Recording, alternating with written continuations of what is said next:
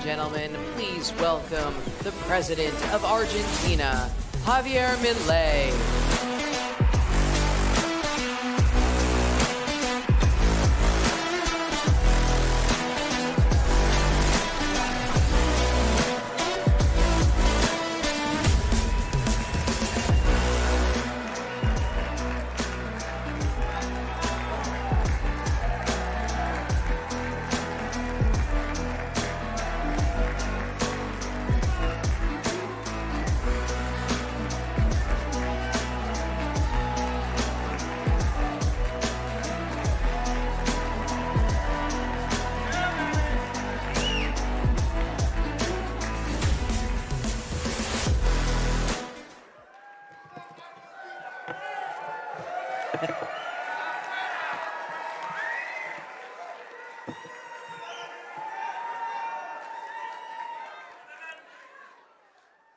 Hola a todos.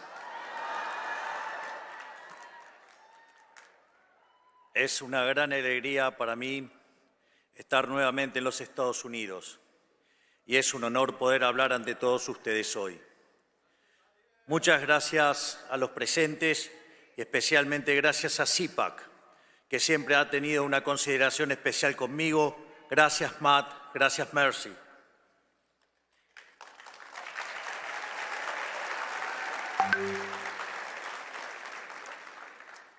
Hace apenas un mes dije en el foro de Davos que creo que estamos atravesando un punto de inflexión en nuestra historia. La historia transcurre en fases o etapas, momentos en donde el espíritu y la idea se materializa en una persona o en un grupo de personas, a veces cercana, a veces con kilómetros de distancia entre ellos, pero con un hilo conductor invisible que si se pudiera observar, presumo sería muy similar a las imágenes que observamos de las redes neuronales del cerebro humano. Hoy estamos precisamente en uno de esos momentos en los que la historia, con H mayúscula, está cambiando su curso. Estamos viendo en tiempo real el destino del mundo bifurcarse hacia un nuevo camino, distinto del lugar al que nos estaban llevando las élites y el establishment político de nuestros países. De la misma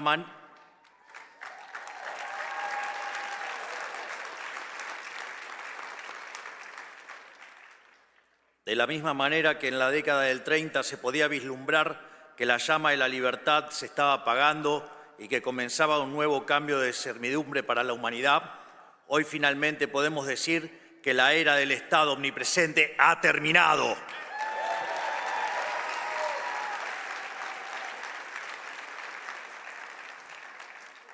Hoy somos testigos de un momento en el que la larga marcha del Estado sobre el individuo está llegando a su fin. Me refiero, por supuesto, al colapso del modelo colectivista y el amanecer de una nueva era de libertad. Nos hemos preparado para este momento y creo que genuinamente que estamos dando una batalla crucial para el futuro de la humanidad.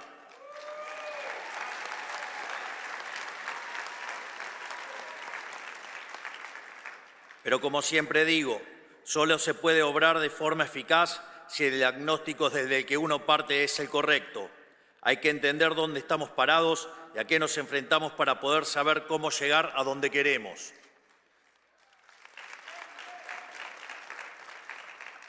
A lo largo de todo el mundo, las sociedades occidentales se enfrentan a un mismo problema y a un mismo enemigo. Una clase política que extrae cada vez más recursos de los ciudadanos a través de impuestos, con el fin de implementar un modelo de expansión estatal ilimitada.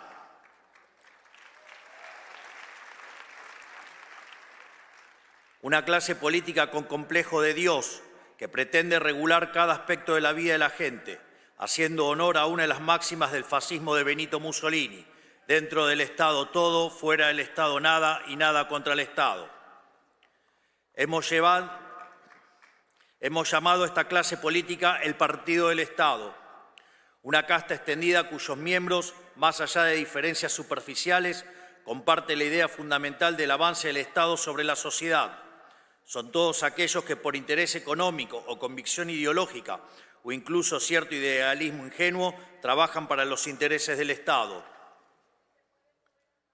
Los medios de comunicación tradicionales o ligas y media, la oligarquía sindical, los empresarios prebendarios, los burócratas permanentes no electos y, en consecuencia, intrínsecamente irresponsables, las organizaciones mal llamadas no gubernamentales que hacen el trabajo sucio de los políticos, las instituciones académicas que proveen el marco teórico para la expansión estatal, los organismos supranacionales y todos los que de alguna manera pertenecen a la gran secta del colectivismo mundial.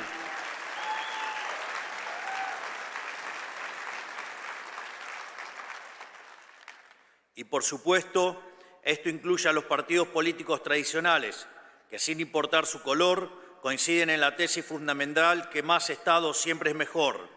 En Argentina, por ejemplo, teníamos un sistema político compuesto por unas 50 sombras de socialismo. En Estados Unidos existía la ilusión de bipartidismo de un partido demócrata que marcaba la agenda y un partido republicano incapaz de enfrentarlo hasta la llegada del presidente Donald Trump.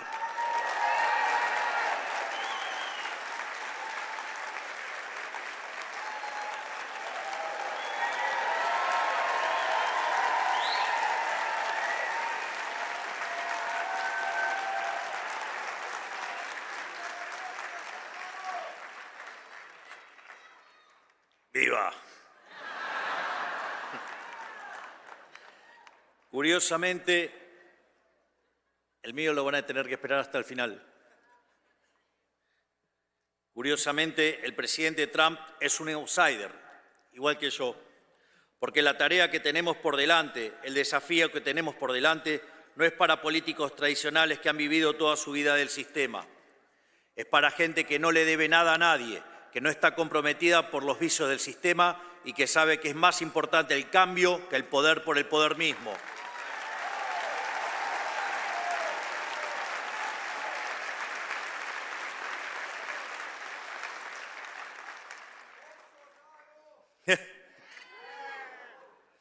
En el establishment político de nuestras dos naciones existía una mentalidad más o menos explícita de que el avance del Estado equivalía a avance de la democracia, que cada conquista del Estado implicaba un acto de justicia social ante las supuestas injusticias de la libertad, que el rol del Estado era llevarnos a una utopía igualatoria mediante la creación sistemática de supuestos nuevos derechos que obviamente debían ser financiados por los pagadores de impuestos. Es justamente en el centro de este esquema que se encuentran los políticos, los principales beneficiarios de este modelo de expansión ilimitada del Estado, esos que hacen de vivir de otros por la fuerza un estilo de vida, depositarios de poderes y privilegios que serán la envidia de cualquier monarca de la historia. No importan las peleas televisivas ni las supuestas diferencias partidarias, todos trabajan para el mismo Dios, el siniestro, y su manifestación en la tierra, el leviatán del que hablaba Hobbes.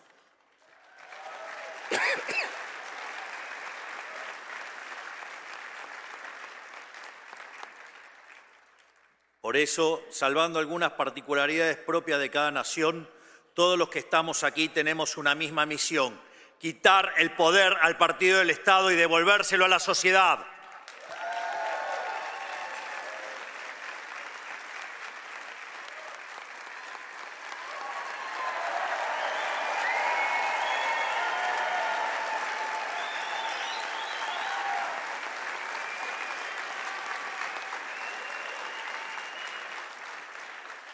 Es decir, como decía Albert Nock, que describió en su libro En nuestro enemigo el Estado, que el poder social fue progresivamente arrebatado y trasladado al Estado por la fuerza. Nuestro objetivo es hacer el camino inverso, aumentar del poder del ciudadano y quitarle el poder al Estado.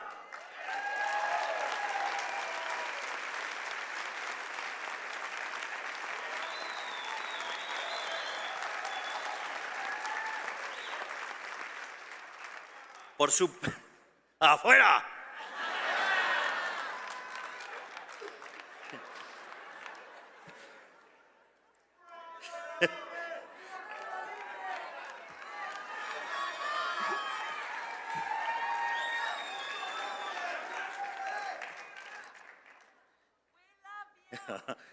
Me too.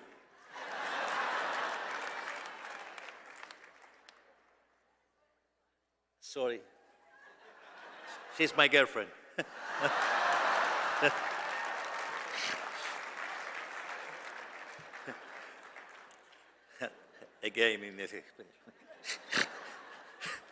Por supuesto, no puede hacerse gestionando mejor el Estado tal cual existe o simplemente administrando correctamente los recursos de que dispone, sino que el único camino racional es achicar el Estado hasta su mínima expresión posible.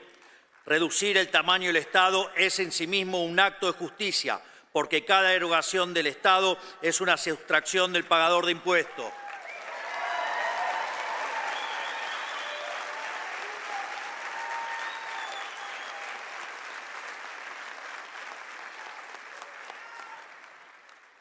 Desde nuestro punto de vista, el único Estado aceptable es el Estado más chico posible para devolverle al ciudadano lo que es suyo.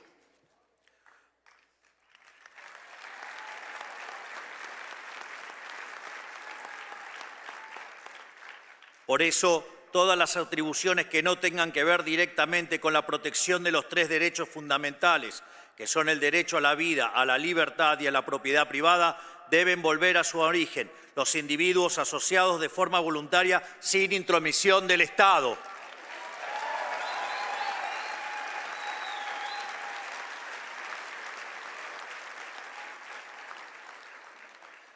Esto debe ser así porque, a diferencia de la economía, el poder es un juego de suma cero.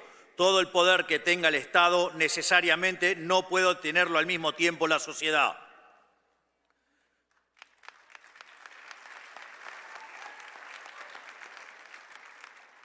Por eso no creemos en soluciones parciales o compromisos de centro. Sabemos que hacer las cosas a medias es una invitación al regreso del Estado, que como un cáncer metastásico solo sabe expandirse y debe ser obligado activamente a retroceder. No sirve intentar alcanzar un justo medio. Todo lo que exceda su función esencial debe ser definitivamente quitado de su órbita o más temprano que tarde volverá a usurpar lo que no le pertenece.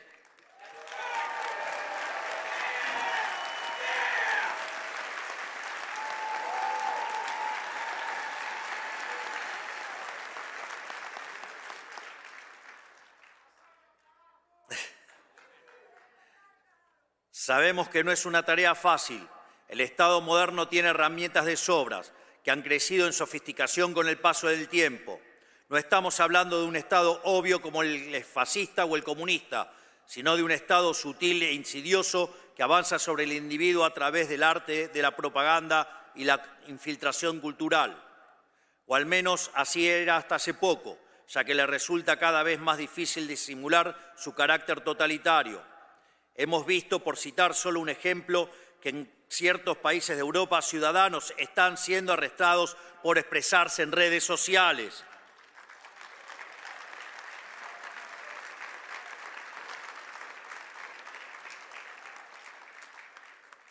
Pero en términos más generales, hablo de la financiación de la academia, incentivando la elaboración de estudios que justifiquen la implementación de políticas públicas intervencionistas y de la compra encubierta de medios de comunicación mediante la pauta pública. Hablo de las múltiples ONGs que viven de nuestros impuestos, de los subsidios a la cultura para producir propaganda. Y aquí en Estados Unidos, por supuesto, el escándalo de USAID, que destinaba millones de dólares de los pagadores de impuestos a financiar desde revistas y canales de televisión a fraudes electorales como en Brasil o gobiernos con aspiraciones discriminatorias como el de Sudáfrica.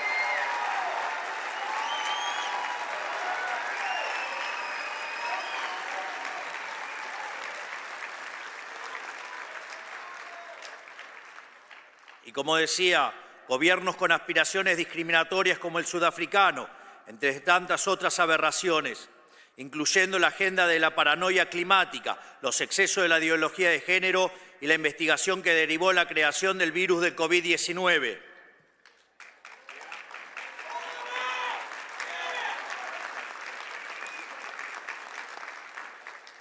Sin embargo, lo único que realmente logra este mecanismo de bajada de línea globalista es transferir riqueza de la clase baja de un país rico a la clase alta de un país pobre. En pocas palabras, hablo de una red global de influencia y formación de opinión pagada con los impuestos de los ciudadanos, un aparato de propaganda sin precedentes en la historia humana, quizás el escándalo político más grande que hayamos visto. Y luego esos mismos hipócritas acusan a Elon Musk de interferir en las elecciones de otros países. Claramente, su descaro es tan grande como sus aspiraciones totalitarias.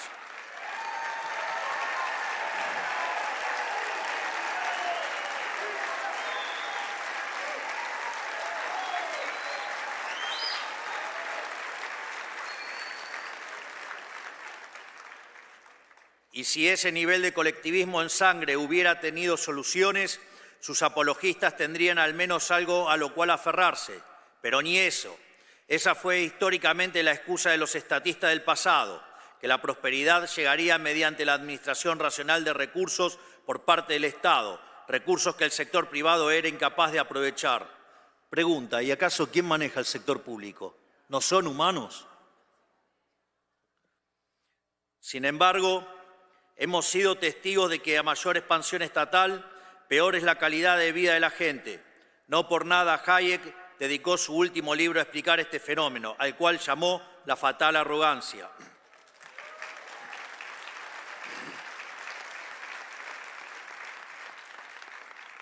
Pero esto no es accidental. Más allá de su evidente incompetencia, la clase política no se dedica a solucionar problemas. Al fin y al cabo, un problema solucionado es un área de la que el Estado debe retirarse. Al contrario, la clase política se dedica a perpetuar los problemas y así vivir de ellos para siempre. Por eso viven creando problemas nuevos, instalándolos desde sus aparatos de propaganda para luego ofrecer a sí mismos como solución. ¿Y en qué consiste esa solución? En la implementación de regulaciones que causan todavía más problemas a ser solucionados por más regulaciones.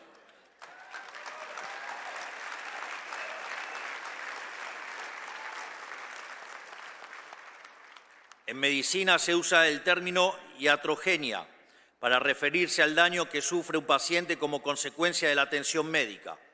Podría decirse entonces que el régimen estatista consiste en la iatrogenia como política de Estado.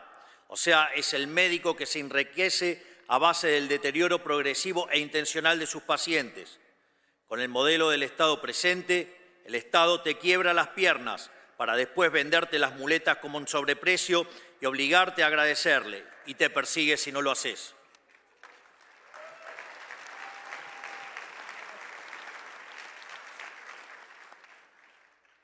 Como contrapunto, dicen algunos testimonios que en la medicina tradicional china el médico familiar cobraba honorarios de forma constante por mantener a la familia sana.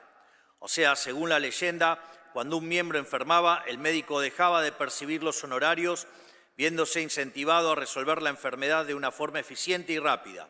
Imagínense tan solo pudiera funcionar así el Estado. Cuánta miseria nos hubiéramos ahorrado.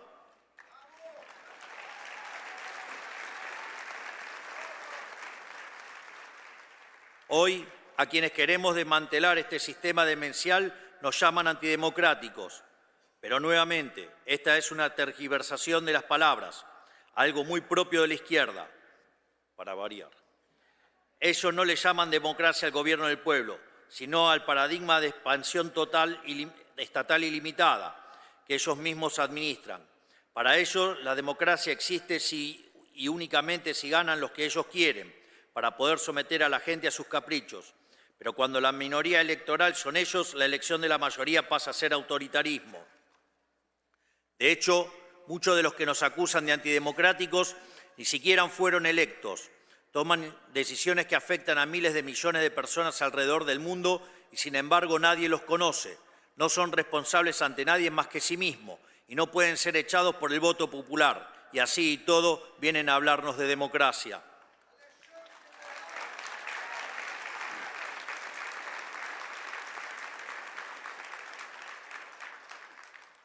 En fin, dicen que Trump y yo somos un peligro para la democracia, pero en realidad están diciendo que somos un peligro para ellos.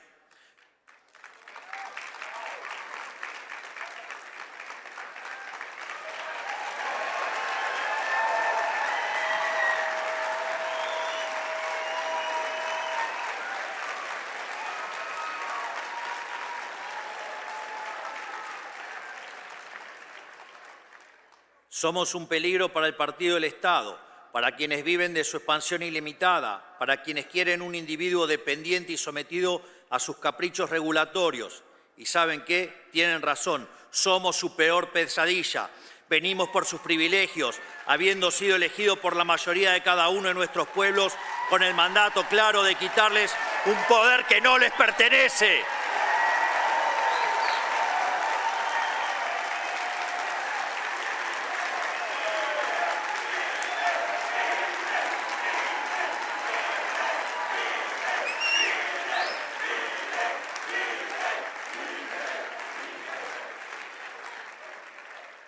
Hoy nuestros países, Argentina y Estados Unidos, necesitan pasar por una segunda independencia. La primera nos liberó del poder de las monarquías europeas. La segunda nos liberará de la tiranía del partido del Estado.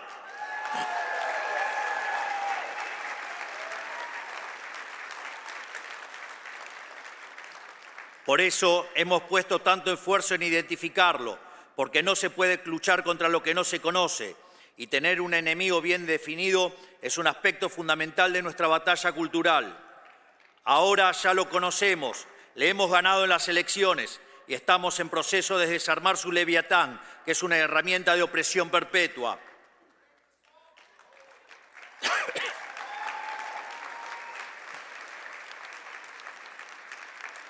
No tenemos ninguna fórmula secreta, solo conocer la historia humana y saber qué es lo que ha funcionado y qué no.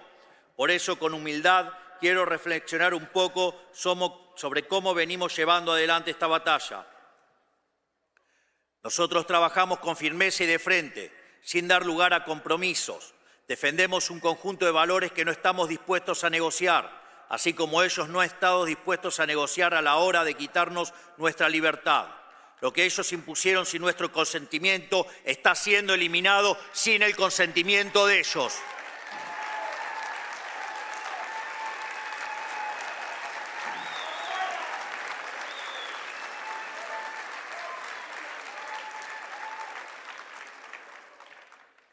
Por eso hemos pasado la motosierra por los sectores y atribuciones del Estado que consideramos superfluos, redundantes, innecesarios o directamente perniciosos para la sociedad.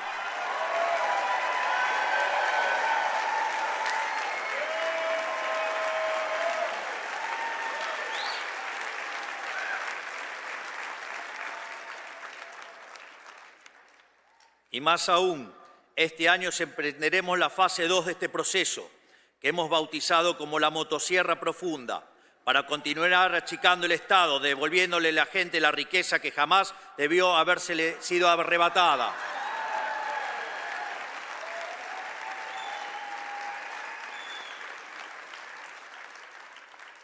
Lo interesante es que este proceso de justicia tiene un correlato político, porque por su naturaleza el partido del Estado se financió históricamente de gasto público mal asignado y de negocios turbios con el Estado.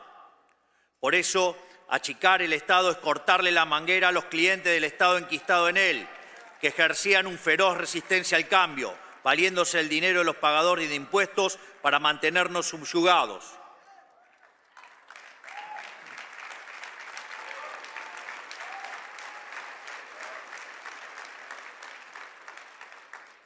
Nuestro método es similar al de nuestro querido amigo Elon Musk: revisar oficina por oficina, conservar lo que sirve y funciona y descartar el resto. Por eso le obsequié una motosierra. Con nosotros nadie que no pueda justificar el costo de su salario en impuestos está a salvo.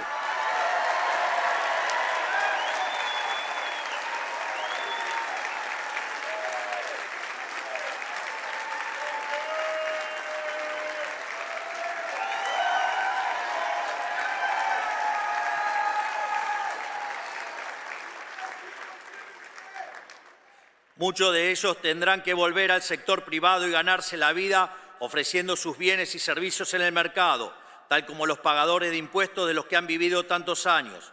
Mi más sentido pésame a los políticos que creyeron que este momento nunca llegaría y no están preparados, porque se van a llevar un baldazo de agua fría.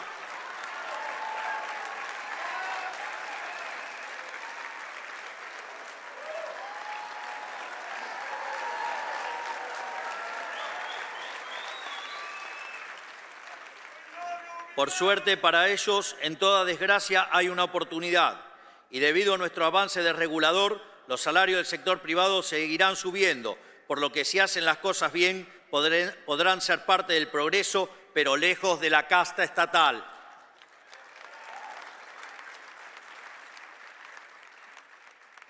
Como ya he dicho, esto no es una tarea sencilla. Aquí en Estados Unidos, burócratas rebeldes han intentado sabotear el trabajo del Departamento de Eficiencia Gubernamental y están recurriendo a mecanismos burocráticos ilegales para intentar bloquear cualquier reforma, lo cual también sucede en nuestro país y es algo con lo que debemos luchar día a día. Pero nada de eso nos ha tomado por sorpresa. Somos conscientes de que van a hacer lo posible por detener este cambio, sin importar el daño resultante. Si tienen que destruir el mundo para conservar sus privilegios, lo van a hacer.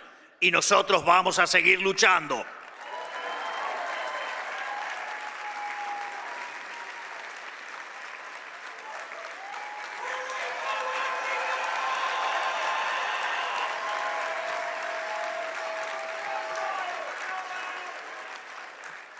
Pero hoy el problema se extiende más allá de las penurias a las cuales el modelo del Estado presente ha sometido a cada una de nuestras naciones individualmente, porque la decadencia de nuestros gobiernos durante la historia reciente a lo largo y a lo ancho de Occidente no solo empobreció material y espiritualmente a nuestros propios ciudadanos, también nos debilitó política, económica, cultural y socialmente ante el enemigo externo. Nos volvió moralmente débiles y nos hizo vulnerables ante las peores expresiones de la barbarie, los peores enemigos de la libertad. Y a ellos no se les puede dar un centímetro, porque cuando huelen sangre avanzan envalentonados y sin piedad. Esto quedó demostrado durante los cobardes ataques perpetuados el 7 de octubre de 2023 en Israel, que costaron más de 1.000 inocentes y la captura de 251 personas.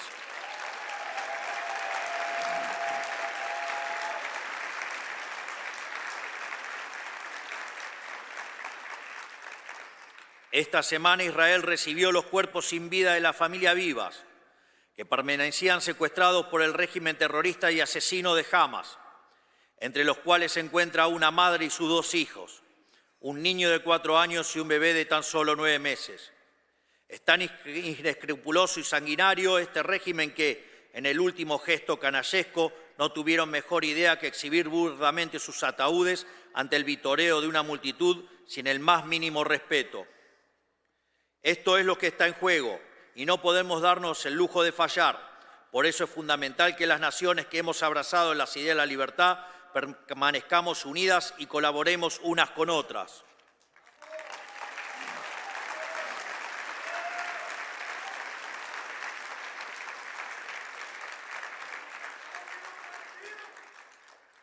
Debemos formar una alianza de naciones libres, porque como ya he dicho en otra ocasión, el mal organizado solo puede ser vencido por el bien organizado.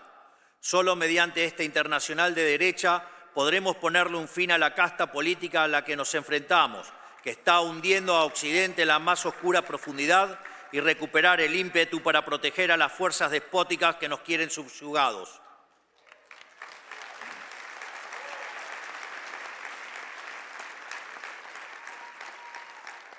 Por eso quiero también aprovechar para anunciar que Argentina quiere ser el primer país del mundo en sumarse a este acuerdo de reciprocidad que pide la administración Trump en materia comercial.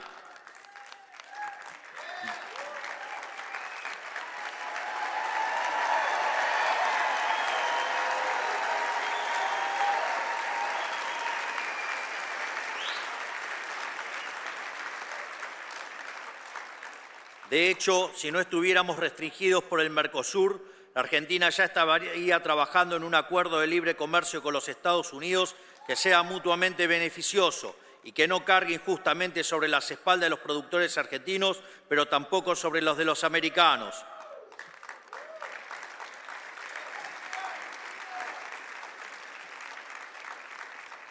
Esto es así porque solo trabajando juntos aquellos que queremos construir un mundo libre podremos salir adelante. Solo así podremos salir de la pesadilla del Estado omnipresente y así poder seguir haciendo lo que sabemos hacer como Occidente, poner a prueba los límites de lo posible, confiando en la creatividad de la sociedad y no en la discrecionalidad estéril de los burócratas.